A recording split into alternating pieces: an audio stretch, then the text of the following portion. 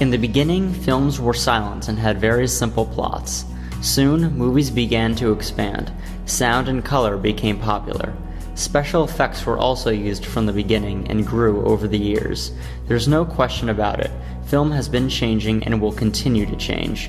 The question is it changing for the better or worse? A little bit of both. I would say that the films that I like to watch are a mix of old movies and modern movies. Maybe both, but maybe I watch more older movies. It's kind of a mix. It depends upon, what it is that I'm watching. A little bit of both. Yeah. To compare and contrast older movies with newer movies, I think there's a lot of new technology that is enhancing and changing the way that we make and view movies. It's like the older films, a lot of them had a message. Even if it was just like a nonchalant, have fun message or a message about, changing the world, whatever. And then you have the new films who have the same message but have to appease like a new crowd. One thing that seems to be true of older movies is that they sort of have less going on a lot of times, but then maybe because of that they do more in some situations than others. So they focus less on having a lot happen in the movie. Obviously, the special effects are in, much greater detail, and it's phenomenal what they do. 3D, visual effects, digital color correction are all new additions to the cinematic creation process. Obviously the computer-generated stuff. If you look at, maybe some of the superhero type of movies, the effects that are related to them. I think the most important part of a movie is the story. Regardless if it's an old movie or a new movie, if you don't have a good story, you don't have a movie. And for me, I think, a strong plot is sort of probably the most important. I think it should all, work together as one. You should have a good storyline, a good plot, something that's really going to make you, think and it's going to, attract you to the movie.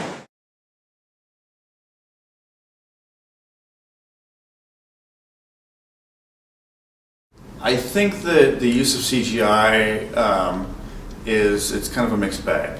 There are certain filmmakers that use it responsibly and use it to accent their story, and others that kind of use it gratuitously. And some, directors seem to focus a lot more on, the special effects as opposed to the plot or the storyline. There is certain things that, we're limited to, and CGI, in some ways, especially when it comes to like, superhero movies or really action-packed movies, they make things come alive. I don't know. I think it depends on the movies. I think that there are lots of good films made, even those that have CGI in them, that really try to focus on the story in interesting ways.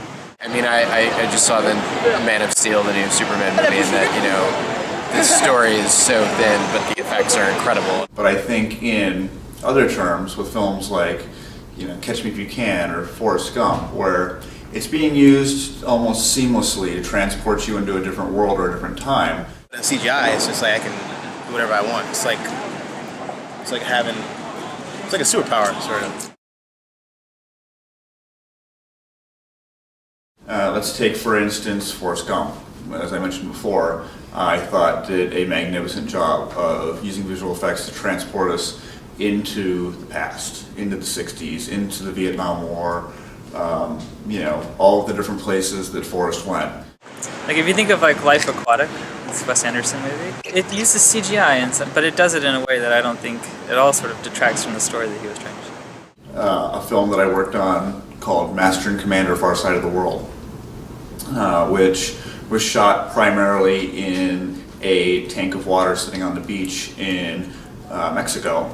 And when you watch the film, it all takes place at sea, and you're transported into the middle of storms, into the middle of the doldrums, to the Galapagos. And that was a magnificent use of, computer manipulated imagery. For instance, Moonrise Kingdom, which came out last year, I thought was a brilliant story. It was fun, I enjoyed it.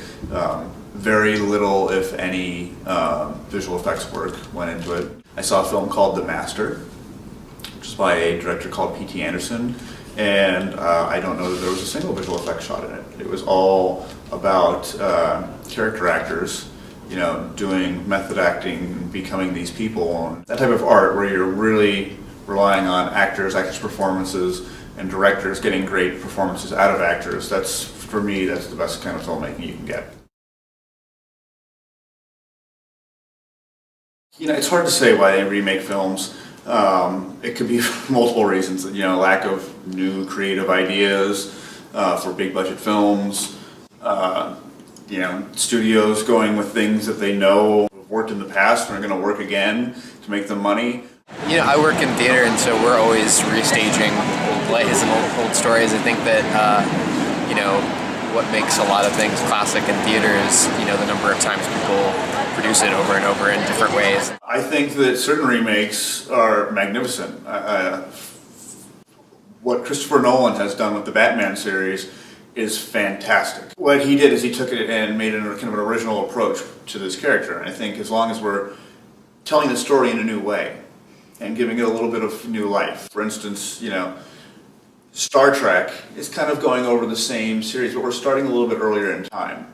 The recent one is very similar to Wrath of Khan. It's almost the same movie, but done with a little bit more, little twists, a little bit more modern effects. The scene where they crash into San Francisco, visual effects wise, it's very hard for me to see a visual effects sequence and go, wow, because it's what I do all day for a living. But that one, I was sitting in the theater like this. So, sometimes I think remakes, give me something good. I'd say they're getting better on the whole. I'm optimistic. Worse for me. Worse. I think films have been getting better, actually. I think they can't come up with anything original. They keep remakes. They have all these remakes right now, and they need something more original, in my opinion.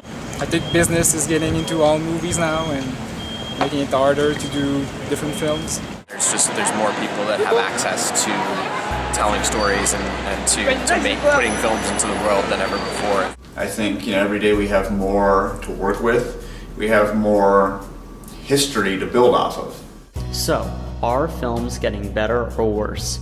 It's really up to you to decide. But as filmmaking becomes more accessible to people and as technology gets more advanced, the only way to answer this question is to sit back and welcome whatever the future of film brings. We don't only have film cameras. We can now go out and start shooting and trying things out, with our phone if we wanted to. And so I think that, with more opportunity and more latitude for creative expression, that films are getting better. Not all of them, but the ones that are good are getting better.